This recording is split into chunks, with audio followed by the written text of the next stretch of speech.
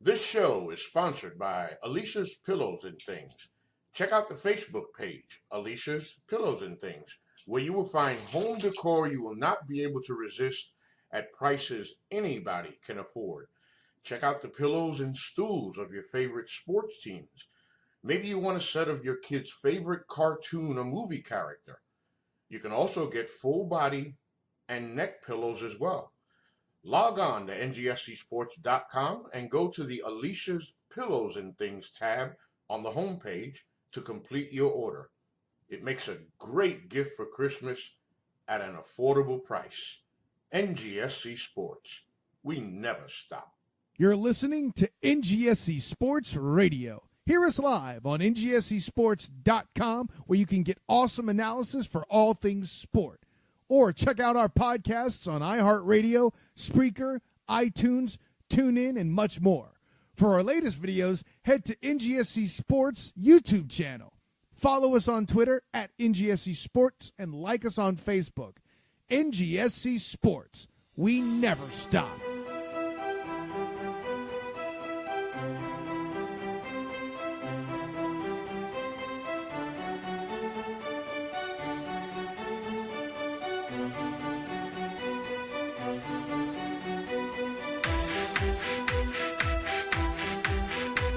Oh, there it is. There's the music. I always forget to mute other tracks when I start recording like this. I'm so silly. Hi, everyone. Welcome to episode 254 of the Foreign Affair Podcast. I am Edward Green, not joined this week, as always, by my call in crime, Wes Bradshaw. Wes will be joining us later on tape delay, for Anfield Corner. So then we get a little Anfield Corner segment. We get to head on down to Merseyside and read the Liverpool Echo, or whatever it is. I don't remember. Anyway, that's not important. What is important is that you will be hearing from Wes Bradshaw later on in this very podcast. You'll also be hearing from me as we do a quick roundup of the Premier League weekend that was. Not a very big weekend, but was drama-filled. So we'll be getting to that. We'll also, of course, hit the news and notes with a watch for, and maybe Wes Bradshaw will bring us a little bit of So Raw later. As always, the podcast is presented by NGSC Sports at ngscsports.com. We never stop. As well as Alicia's Pillows and Things. Hey, you know what we're gonna do? We're gonna do. I just had a Facebook up too. That's annoying. Let's go check out what Alicia's Pillows and Things are up. That's not English. Well, let's check it. Oh my gosh, I cannot spell. Alicia's Pillows and Things. Yes, that's where I want to go, and that's where you should go. Go check out her home decor page on Facebook, where she has tons of great stuff.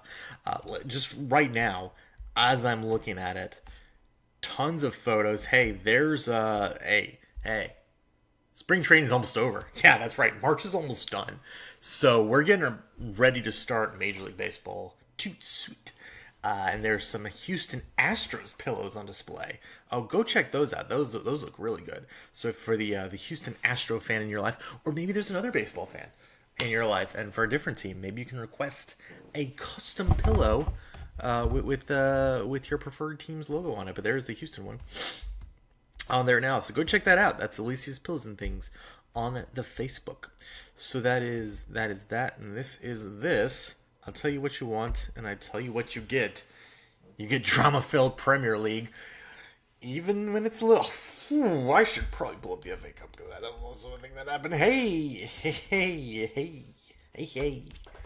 Well, what's up, everybody? FA Cup also happened this weekend. We'll talk about that, too. It's so funny how we just do not care about certain things. It's like, the FA Cup still exists, I guess, we haven't really touched Europa League. We mentioned it a little bit last week, I think. I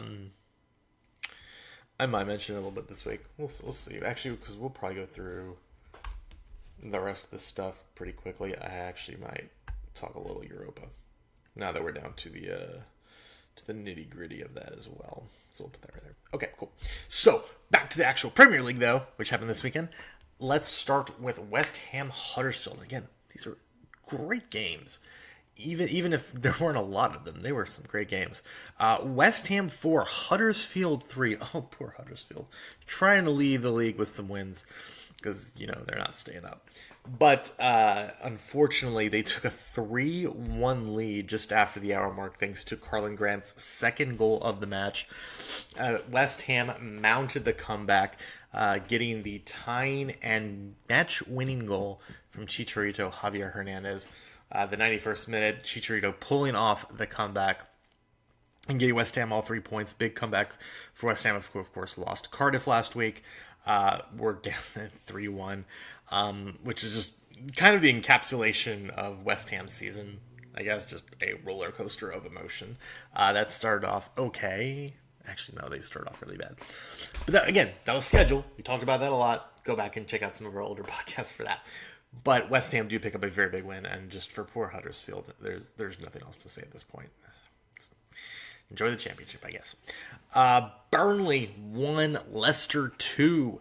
Wes Morgan, who really wasn't even supposed to play in the match, comes on in the 90th minute to be the man of the match for Leicester. He actually had to come on very early on in the match after Harry Maguire just lost his damn mind and picked up a red card very early on, just 4 minutes into the match. So Wes Morgan had to come on to, I believe, who did he replace? Did he replace Barnes, or did he replace... No, he replaced Damari Gray, didn't he? Yeah, he did replace Damari Gray. So Damari Gray had to come off. Wes Morgan had to come on because they needed to maintain that defensive shape against the very offensive team that is Burnley, of course. But hey, it worked. Though Dwight McNeil did get an equalizing goal for Burnley. Because, Leicester, down a man, still got the opening goal of the match against Burnley. That's, crazy. James Maddison, who again has been so good for Leicester this season, got the opener there.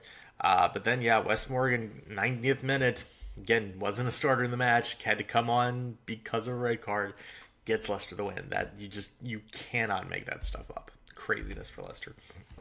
Bournemouth squanders a 2-1 lead against Newcastle. Josh King, with another good outing for him, picks up the brace in that one. But Matt Ritchie, 94th minute, Matt Ritchie comes on to to equalize for Newcastle, to let them get a point. And with that, Bournemouth, again, not able to pick up all 3 points, but Newcastle are getting very solidly into the Premier League for next season. They are now at 35 points. They're currently 7 clear of the drop zone, and it does look like Newcastle will be staying up. Again, they're up 7 points with 8 to play. So there is that. Those were your Saturday matches. On to your Sunday matches. We had Fulham nearly pick up a point up against Liverpool, but it was a late penalty for Liverpool that saved them after an early goal from Sadio Mane was cancelled out by Ryan Babel in the 74th minute. James Milner then took the penalty in the 81st that got Liverpool back to winning ways. Just not a lot of great goalkeeping from Fulham in the match, which, hey, not surprising from them. But of course, Wes Bradshaw will have more of that in Anfield Corner. And then in the shock result of the week, Everton 2, Chelsea 0. Where Charlison, hey, he feels like scoring again, so score he did in the 49th minute. And then Yuvi Sigurdsson scores in the 72nd to get Everton the 3 points.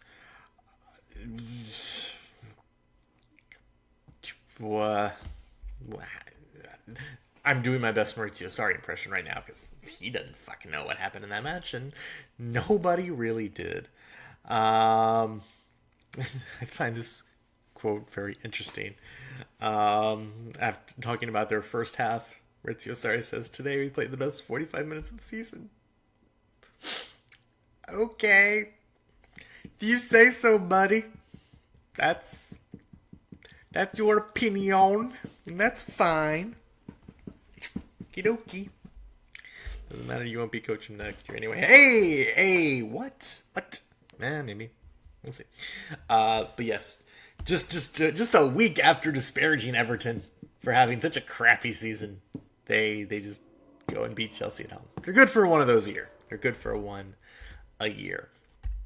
So that takes us to the international break. Cool. So that'll happen. No matches this weekend. There's international duty will be taking place. So go check that out. When we do come back to the Premier League, the big match, of course, will be on that Sunday, where it'll be Liverpool versus Tottenham at 11:30 a.m. Obviously, big match for both of those clubs, as Liverpool already know the result of City's win, or we don't know yet, of City's match on that Saturday, and they'll know what kind of result they'll need against Tottenham. Although at this point, you think every result needs to be a win for Liverpool. So that will be your schedule coming up. Again, that will be not this weekend, but next weekend. This weekend, international break. The table looks like this. Liverpool are now 2 points up on City, but again, City have match in hand. Tottenham are still, because Tottenham, Arsenal, United, Chelsea didn't play. Same stuff for there. With their final 8 matches to go for all of them. Tottenham still at 61, Arsenal at 60, United at 58, and Chelsea at 57, of course. Chelsea not being able to get up to 60 against Everton, a not great sign for them. But moving on down to the bottom of your heart, the relegation zone, Fulham and Huddersfield are both on 31 matches and are 13 and 16 points clear of safety. They're not coming back. I know we've already said they're pretty much eliminated. Huddersfield, 16 points. That means they can seven matches. Yeah, 7 matches left. That means they can get 21. 2 more losses. 2 more losses and they're out. Their very non-magical number is 5. That's not great. Fulham's slightly bigger. I guess it's 8. So Fulham might have 3 matches before they're mathematically eliminated. Huddersfield have 2. Cardiff, though. Cardiff are in 18th place. They are 2 clear, but they do have a match in hand against Burnley. As well, they're level on matches with Southampton. Both Southampton and Burnley have 30 points. Cardiff have 28, but Burnley are the only one that have completed 31 matches. Southampton and Cardiff have completed just 30. So there is a chance that Cardiff can climb back out. That is definitely going to still be going on. And again, we said it, 32 points, usually that magical safety number. Cardiff just need 4 points in their final 8 matches. That's very possible. And again, that might get them relegated. So it's going to be tough. Teams you feel like are pretty safe at this point. Bournemouth, even Newcastle. Palace and Brighton and Hove are both 5 points clear. And Brighton and Hove have like 2 matches in hand, really. Brighton and Hove is probably safe. Maybe. Palace is also probably safe. I think they're good enough to be safe. So yeah, I think it just comes down to really Southampton, Burnley, and Cardiff to see who will be the final team to take the drop. So that is your Premier League. Take the FA Cup. Again, the FA Cup happened. The quarterfinals took place. Watford beat Crystal Palace 2-1. I was going to say Tamari Gray. It's not Tamari Gray. Andre Gray with the winning goal for Watford in that match. Hey, Michy Batshuayi got the goal, though. Good for you, Michy Batshuayi. How's Palace treating you? Yeah. $200K a week. Yeah. Man City, to the surprise of no one, does beat Swansea 3-2, though it was a very close match, and it did take a decent little comeback for City in the final 20 minutes when they were already down 2-0. But they do get through. Did also include an own goal, and of course Sergio Aguero having to come on and score the winner. So it was not without its controversy, but Man City does get the win over Swansea. Wolves beat Manchester United 2-1. United in a tiny bit of a tailspin. And really, they only get their one goal at the very end of the match thanks to Marcus Rashford. But Wolves, just the better team on the day at the Molineux, they do get the win and they will be advancing. Just a great season for Wolves. We really cannot stress this enough. And with them making the semifinals, I just closed the tab for the table in the Premier League. I just want to check real quick. There is a very good chance, not a very good chance, because it's very close, but there is a chance that Wolves are just going to finish 7th. There's a very great possibility they're going to be a top 10 team. That's insane. Wolves have been amazing this season. Good for them. Hope they keep it up. It's a great program. And they get a big win here against Manchester United. And then finally, Brighton and Hove and Millwall played to a 2-2 draw. Brighton and Hove gets past Millwall 5-4 on penalties. Again, late goals. Solomon March with the late goal in that one for Brighton and Hove in the 95th minute. As they progress. So it's all Premier League teams because Swansea and Millwall were not able to hold on to 2-0 leads.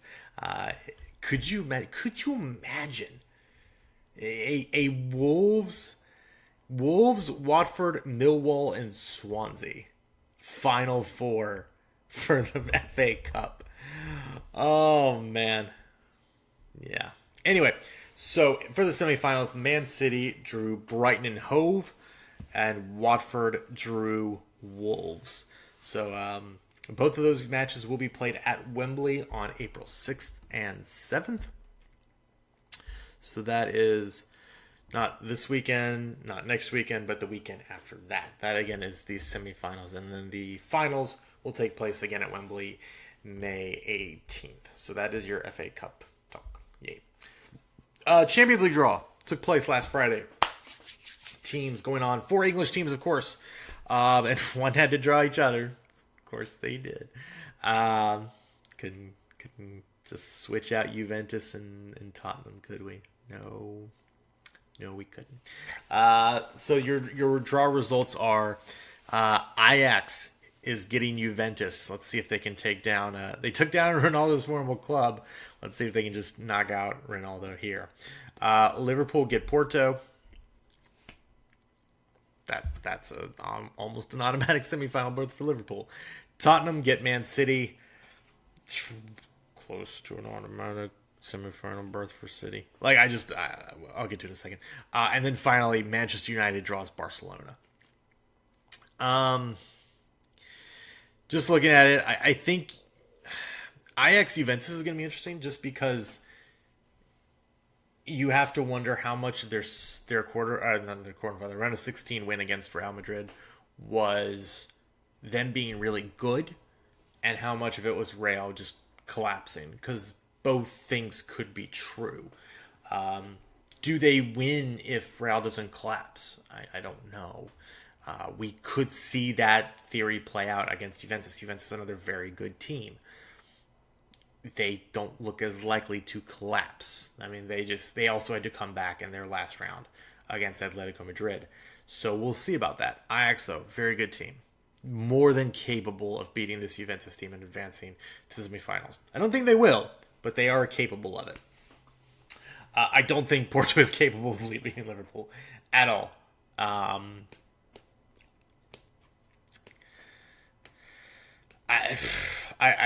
struggling to find a way Porto wins this match or this tie. I don't know.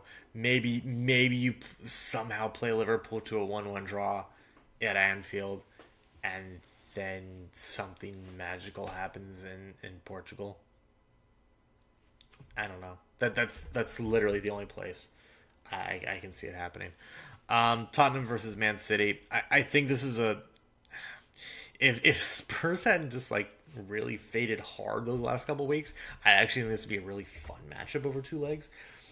Even though I'd still favor City, but at this point, City want to win the Champions League, and this should be a fairly standard quarterfinal match for them to get through. Now maybe Tottenham this is just a European season for them. Maybe, and they actually put up a fight and they actually go toe to toe with City, which 11 for 11. I actually think it's really close. City obviously have more depth. They have more depth than anyone in the league. I don't care what you're talking about. They just do. But, again, it's like Porto. Maybe Tottenham even pulls like a shock win. I mean, they're going to be playing at the new stadium.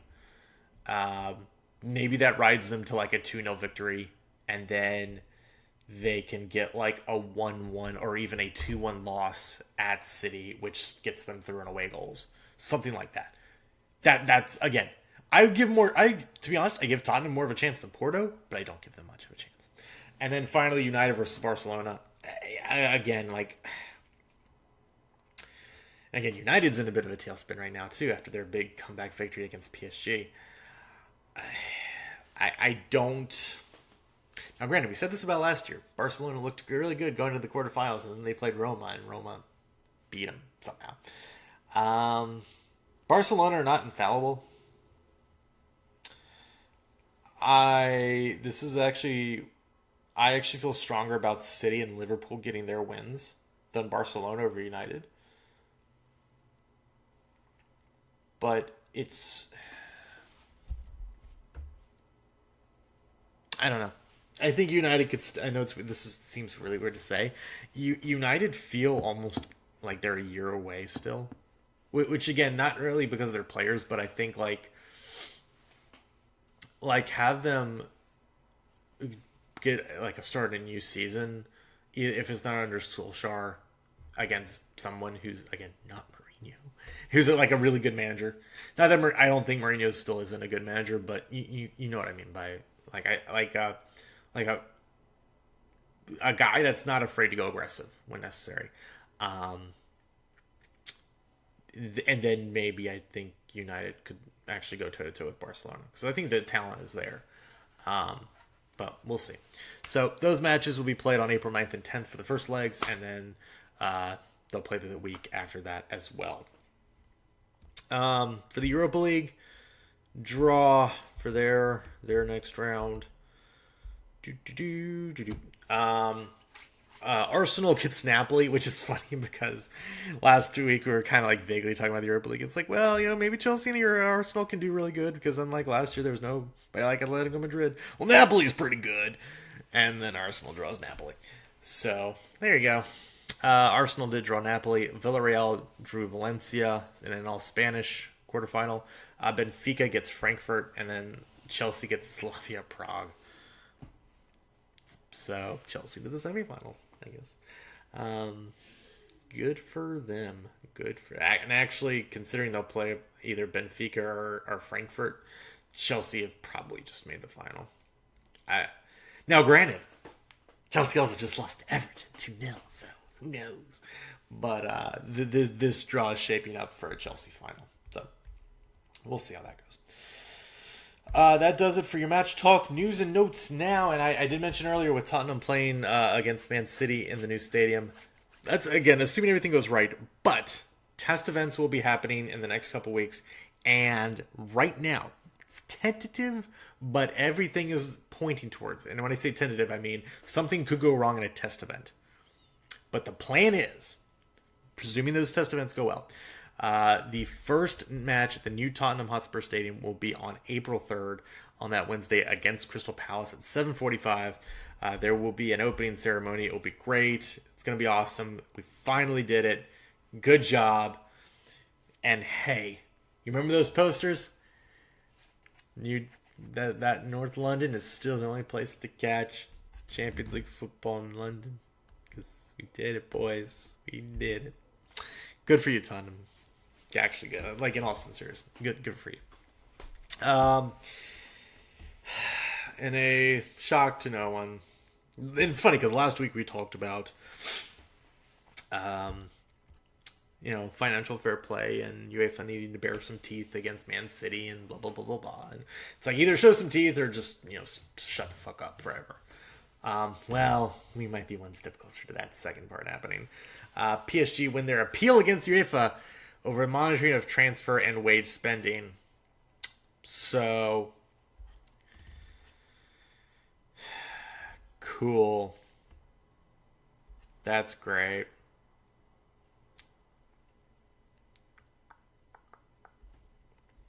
Good job.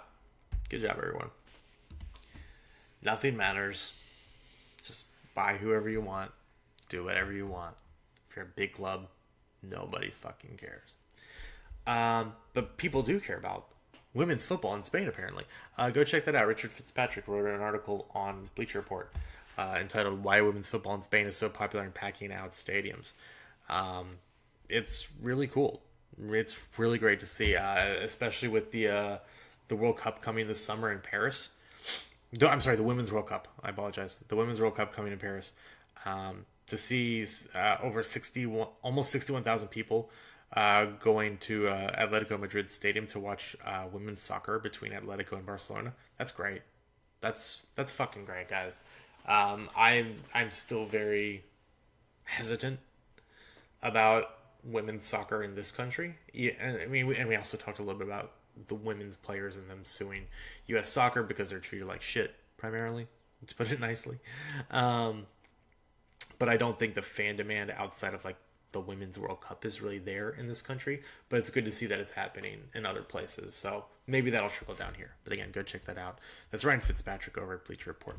So that's it for the news and notes. Watch for. What have you been watching in the week that was, the week that will be? Recently, just been rewatching Don't Trust the Bitch in Apartment 23. It's a great show. It's on Hulu. It's only like 2 seasons, and like the first season's super short. Just go watch it. It's fantastic. It has James Van Der Beek in it. Also, of course, coming up today, when you're getting this podcast, is the NCAA basketball tournament. You don't have any time anymore probably to fill out a bracket, but go check that out. And at least for this Thursday, Friday, and even a little bit on Saturday and Sunday, something crazy will be bound to happen because that's how the tournament works. So go check that out. That's the watch for. With that, let's head over to Wes Bradshaw for the latest edition of Anfield Corner. Wes, take it away, my friend. What's up, guys? Welcome to this special March edition of Anfield Corner. I'm Wes Bradshaw, coming to you from the front seat of a sweet 2015 Kia Soul as I drive home from another night of protecting the citizens of the fair Nash County. Just wanted to hop on with you guys, talk a little Liverpool football as we enter one of the most depressing weeks of the year. Quite a few of them spread out. That's International Week, where, of course, our appetites for our clubs are just completely overboard. So, in the true spirit of FIFA, we got to pump those brakes, slow it down, and basically go 2 weeks without seeing our beloved teams out. But hey, it's all good because this time of the year kind of comes at a good time for a lot of squads. Gives them a chance to maybe rest a few guys, get some guys healthy, and we'll see what happens. I believe 34 Liverpool players were picked for international duty. That's a lot. Thus far, as we know, a few have already dropped out, including Trent Alexander-Arnold with the England team. But some have already played. Ben Woodburn has now scored 2 Wales goals in his career. He only has 1 for Liverpool, but 2 for Wales, as he scored the winner for them in their match. So good for young Ben, who's had a trying season this year, first on loan and now back with the club. Good on the lad. Still think, he's one of those. He's just been in our consciousness for so long at Liverpool that we think, he's past it. I think he's like 20. So still a chance for that young man to see if he can make his way. But, good on him getting that international goal. All right, so let's talk some Liverpool football now. Since the last time we talked, of course. Last week, we discussed Liverpool going to Munich, getting the 3-1 win over the Bavarian Giants. And, of course, they followed that up with a Premier League match with lowly Fulham. So, shouldn't be any issues there, right?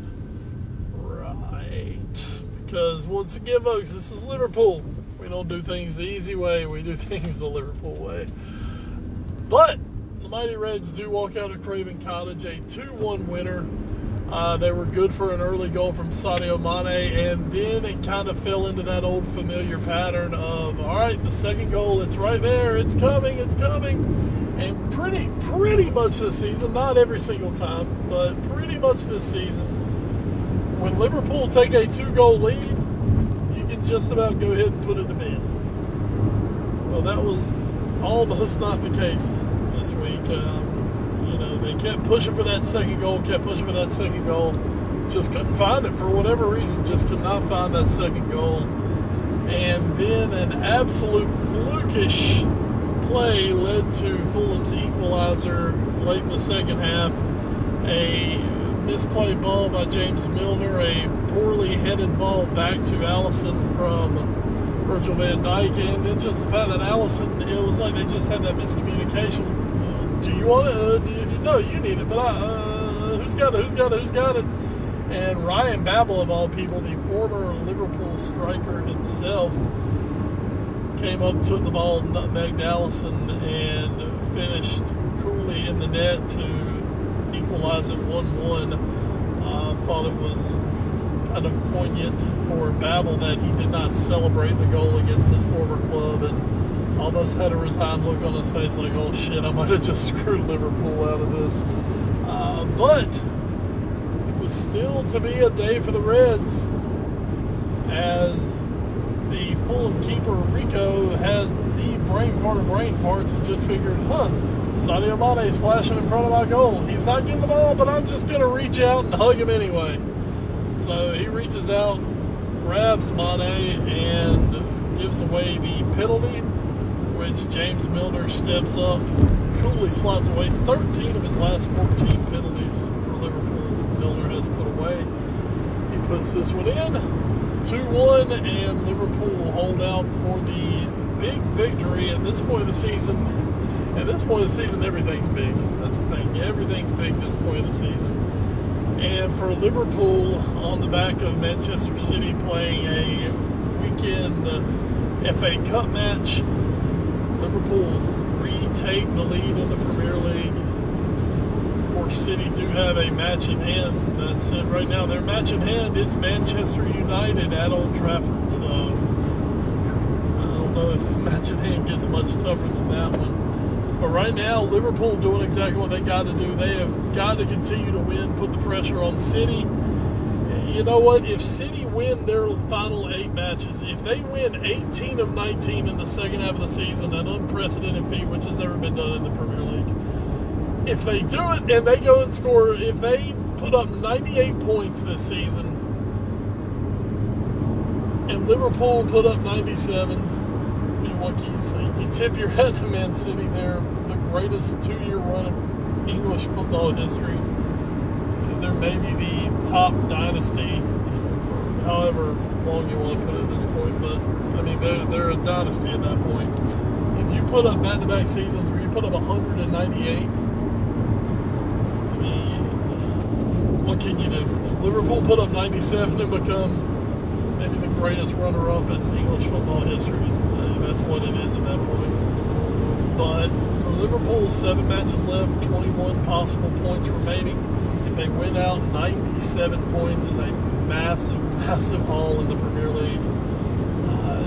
You just got to do what you all you can do is take care of your business and hope that somewhere along the way that your good pals, Manchester United, can snip some points, and your good pal Spurs can snip some points from City, and just see what happens at the end of the day. But it was a big win for Liverpool. Like we said, at this point of the year, all the wins are big, all points matter, and at the end of the day, it was a good day for Jurgen's 1990 Reds.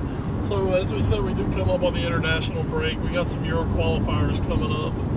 England, off the top of my head, I know they play the Czech Republic. I don't remember who else they play. I'm a terrible, terrible England fan, but I can live with that, actually. I don't have too big of an issue being a terrible England fan. It's like international football. You just get up for the cups anyway. It's not like England aren't going to qualify for Euros. So just kissed them death there. Can't wait. Anyway. So yeah, that's pretty much what I got this week. I don't know everything that Ed's covered in the news and notes section. I'm trying to think if there's anything poignant right off the top of my head. I find it interesting. I don't know if Ed said something about it, but I do find it interesting that Real Madrid, after bringing back in Zinedine Zidane, have already gone out and made their first signing, the young defender from Porto. Suddenly his name escapes me as I drive down I-95, but young Brazilian. He's going to be a central defender, most likely right now playing right back. We'll obviously see him coming up in the Champions League. But, they went out, they identified quickly, they're making moves. There is talk of a list being handed in of 5 really high-profile players. Maybe a couple Liverpool players on there, maybe some other Premier League players on there. We'll see. I don't think Liverpool are in a position where they've got to sell anyone. Certainly financially don't have to sell anyone. And it seems squad-wise that their top players seem pretty settled at the moment. Eden Hazard, that keeps heating up. It looks like if Madrid wants to make that move, that absolutely will happen if Madrid decide to go through with that move. So for Chelsea, it's going to be an interesting summer. We'll have to see if that transfer ban stands up, gets handed down, wherever they are with it at the moment. But Madrid could be upsetting some balances when it comes to the transfer market this summer. A lot of things can happen. There's rumor and talk back of David De Gea potentially being back in for Madrid, which would leave Thibaut Courtois to go somewhere potentially. And you could potentially see him go to PSG and be in a make weight to bring Neymar in as well. I wouldn't be shocked. I wouldn't be shocked to see some big time moves go down to Madrid this summer. And I wouldn't be shocked to see both those wings, to see both Neymar and Eden Hazard end up in maybe Los Blancos. But anyway, it's going to be crazy. You guys know I love transfer market time almost as much as I love the season. So good old silly season. It's just a thing. So anyway, guys, that's about going to wrap me up this week. We got about good 10 minutes in here. So that's this week's Anfield Corner. I'll be back with you and Edward next week, and we will tackle something more in depth, even though we won't have any matches to break down. We'll talk about the international. I'm sorry. Let's go, folks. It's Wes Bradshaw's Anfield Corner. Thank you so much for that, Wes. And with that, we are at the end of this edition of the A Foreign Affair podcast. Thank you so much for joining us here this week. We'll be back next week with a live podcast. What are we going to talk about? Considering we're just on an international break? I don't know. We'll find something to talk about. Maybe we'll do who knows? We'll talk about something. It'll be great. I promise. Big thanks as always to our presenters, NGSC Sports at ngscsports.com. We never stop. As well as Alicia's Pillows and Things. You can check all of them out on the social media. We're also there as a collective on Twitter. We are at AFA Pod. Wes is at Wes Bradshaw21, and I am at Edward Green. You can also find us on Facebook, Instagram, and YouTube via our parent show, the All New Sports Show. You can also email us, allnewsportshow@gmail.com. Thanks to our podcast providers, including Podbean.com, Stitcher, Spreaker, iHeartRadio, the TuneIn Radio app, Google Play Music, and the iTunes Music Store. So again, we'll be back next week. But until then, everybody, please stay safe and enjoy the football and the basketball. Enjoy it all. It'll be delicious. Except you, Duke. Fuck you. Fuck you. Still hate you.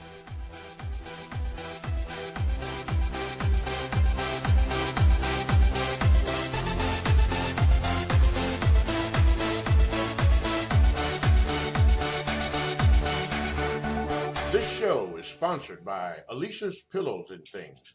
Check out the Facebook page, Alicia's Pillows and Things, where you will find home decor you will not be able to resist at prices anybody can afford. Check out the pillows and stools of your favorite sports teams. Maybe you want a set of your kid's favorite cartoon or movie character. You can also get full body and neck pillows as well. Log on to ngscsports.com and go to the Alicia's Pillows and Things tab on the homepage to complete your order. It makes a great gift for Christmas at an affordable price. NGSC Sports. We never stop. You're listening to NGSC Sports Radio. Hear us live on NGSCsports.com, where you can get awesome analysis for all things sport. Or check out our podcasts on iHeartRadio, Spreaker, iTunes, TuneIn, and much more. For our latest videos, head to NGSC Sports YouTube channel. Follow us on Twitter at NGSC Sports and like us on Facebook. NGSC Sports. We never stop. Never stop. Never stop. Never.